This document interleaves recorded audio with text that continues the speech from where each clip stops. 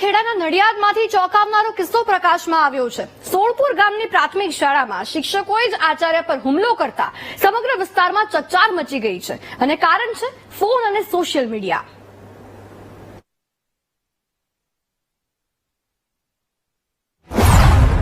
સોળપુરમાં શિક્ષકોનો આચાર્ય પર હુમલો, mobile phone મૂકી દેવાનું કહેતા ઉશ્કેરાયા શિક્ષકો, નબળી કામગીરીના લીધે ટોકતા કરી બબાલ। નડિયાદના સોળપુર ગામે પ્રાથમિક શાળાના શિક્ષકો અને આચાર્ય મોબાઈલ રાખવાની બાબતે સામે આવી ગયા। મારામારી, બાથમબત્થી અને બરોબરની ખેંચાખેંચી થઈ। મારામારી બાદ મામલો પોલીસ સ્ટેશને પહોંચ્યો।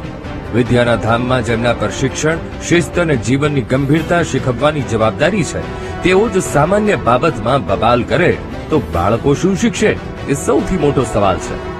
શિક્ષકોનો આક્ષેપ છે કે આચાર્ય માનસિક રીતે હેરાન કરે છે, જ્યારે આચાર્યનો આક્ષેપ છે કે શિક્ષકો શાળામાં વિદ્યાર્થીઓને ભણાવતા નથી। અને એમાં બાકીના શિક્ષકોએ મૂકી, જ્યારે કિરીટભાઈ કાનાભાઈ વાળંદ છે, એમણે મોબાઈલ ન મૂક્યો અને મેં એમને પ્રેમપૂર્વક કહ્યું કે ભાઈ મોબાઈલ મૂકી દો, પણ એમણે કહ્યું કે જે થાય એ કરી લેજો, હું મોબાઈલ નહીં મૂકું। ત્યારબાદ એમના જે સ્થાનિક મંડળી રચી અને મારા ઉપર બાકીના શિક્ષકોએ હુમલો કરીને મારી સાથે મારામારી કરી છે અને જે આખી સમગ્ર ઘટના જે છે એ સીસીટીવી કેમેરાની અંદર કેદ છે પ્રૂફ તરીકે। નહીં, અમે એવું નતું, શાળા સાથે જેવા અમે આયા એટલે મેં સહી કરી અને એમને કીધું કે મોબાઈલ મૂકી દો, એટલે મેં ખાલી એટલું કીધું કે હું પ્રાર્થના પછી મૂકું છું, હવે પ્રાર્થના પૂરી કરીને બસ આટલું જ હું બોલ્યો। બોલીને હજી બહાર નીકળ્યો તો તે દોડીને સીધા આઈને મારી ઉપર હુમલો કર્યો એટલે બહુ દેકારો અવાજ આવ્યો એટલે બધા સ્ટાફ વાળા ઓફિસમાં બધા દોડીને આવ્યા, બધા વચ્ચે પડ્યા બચાવ, એમની સામું થઈ ગયું, એમને ઝપાઝપી કરી અને પેલા રિંકુલભાઈ તો મને બચાવ્યો ના હોત તો મારું માથું ફાટી ગયું, દિવાલે ધક્કો મારે તો એટલે। ચાલુ શાળાએ મોબાઈલનો ઉપયોગ કરતા શિક્ષકને મોબાઈલ મૂકી દેવાનું કહેતા શિક્ષકે ઉશ્કેરાઈને હુમલો કર્યો અને અન્ય શિક્ષકોને બોલાવી લીધા હતા। વાંચન, લેખન અને ગણનમાં શિક્ષકોની નબળી કામગીરીને કારણે આચાર્યએ શિક્ષકોને ટોકતા શિક્ષકો આચાર્ય વિરુદ્ધ રોષે ભરાયા હતા।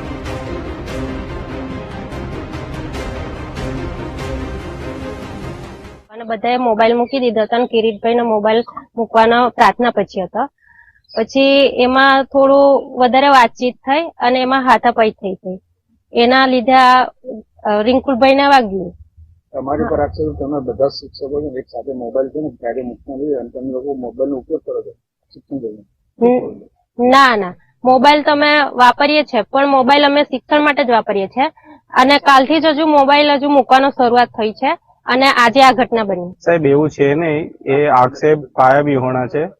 એમને એવું લાગ્યું હશે, પણ મોબાઈલનો જો અમે ક્લાસરૂમની અંદર ઉપયોગ કરતા જઈએ અને એ પણ શિક્ષણ સિવાયની કોઈ દિશામાં, તો વિદ્યાર્થીઓ એનું પ્રતિબિંબ છે।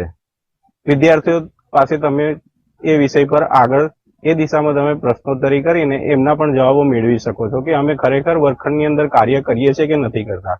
વાત રહી સાહેબની શિક્ષણ સુધારવાની, ખૂબ સારી વાત છે, ખૂબ હકારાત્મક વલણ છે, પરંતુ શિક્ષકો પ્રત્યે એમનું જે મનસ્વી વલણ છે, હું જ કરું અને હું જ કરું છું, એ હંમેશા એવો જ શબ્દ વાપરે છે, તમે મારા બાળકો માટે કામ કરો। તો શું અમે અહીંયા આગળ ભણાવવા આવીએ છીએ તો અમારા બાળકો છે કે નથી એ બાળકો? આજની ઘટનાની અંદર એવું થયું કે ભાઈ શ્રી કિરીટભાઈ સાહેબ મારાથી સિનિયર શિક્ષક છે, વડીલ પણ છે, અને એમની જોડે એમને જે મોબાઈલની બાબતમાં જે કઈ સંઘર્ષ થયો એમાં હું પછી છોડાવવાના ભાગરૂપે સ્ટાફના શિક્ષક તરીકે હું ગયો હતો।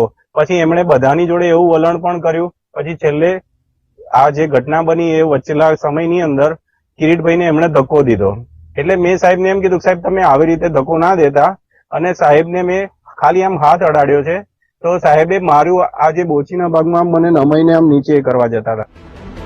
વિદ્યાર્થીઓની હાજરીમાં જ આ શિક્ષકો અને આચાર્ય બથમબત્થી પર આવી જતા વિદ્યાર્થીઓ અને ગ્રામજનો પણ ચોંકી ઉઠ્યા હતા। સમગ્ર ઘટનાના સીસીટીવી ફૂટેજ પણ સામે આવ્યા છે। સમગ્ર મામલો ચકલાસી પોલીસ મથકે પહોંચ્યો છે, જે શિક્ષકો માટે સારા એંધાણ નથી।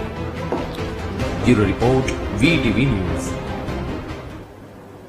શાળામાં શિક્ષકો આચાર્ય પર હુમલો કરે, 10 વર્ષની બાળકી 16 વર્ષના સગીર સાથે ઘર છોડીને ભાગી જાય, સોશિયલ મીડિયા અને ફોનના કારણે। ઘોર કળિયુગ છે ભાઈ, ઘોર કળિયુગ। ખેડાના નડિયાદના સોળપુર ગામની પ્રાથમિક શાળાના શિક્ષકોએ આચાર્યની ધુલાઈ કરી નાખી, કારણ કે તેમણે ચાલુ નોકરીએ ફોનનો ઉપયોગ કરતા ટકોર કરી હતી. ગુરુર બ્રહ્મા, ગુરુર વિષ્ણુ, ગુરુર દેવો મહેશ્વરા, આ તો ગુંડા સ્વરૂપી ગુરુ નીકળ્યા, જે આચાર્ય પર જ હુમલો કરે એ પણ ફોન માટેના પ્રેમના કારણે. અને અરવલ્લીના ધનસુરામાં 5મા ધોરણમાં અભ્યાસ કરતી 10 વર્ષની બાળકીને ઇન્સ્ટાગ્રામમાં ચેટિંગ કરીને પ્રેમ થઈ ગયો સગીર સાથે, અને એવો પ્રેમ કે ભાઈ ઘર છોડીને ભાગી ગઈ. શું ચાલી રહ્યું છે આ? માતા પિતાની સામે એક વાર ના જોયું એણે? કેમ? માતા પિતા માટે તો લાલબત્તી સમાન કેસ છે જ, કારણ કે બાળક જે પગલું ભરે ને, વાંક એના વાલીઓનો સૌથી વધારે હોય.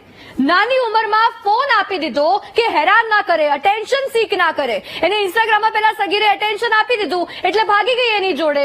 લવ ટેન્ક હોય બાળકોની સગીર વયમાં સૌથી વધુ ભરાવી જોઈએ, પણ થાય છે ઊંધું.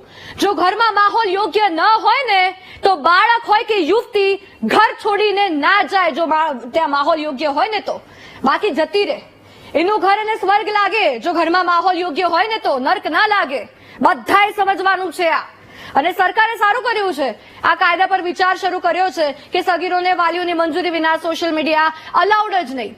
નાની ઉંમરથી સોશિયલ મીડિયાનો જો કંઈક શીખવા માટે ઉપયોગ કરો ને તો એ આશીર્વાદ છે, પણ આમ ચેટિંગ કરવા, ટાઈમપાસ કરવા ઉપયોગ કરો ને તો એ શ્રાપ છે.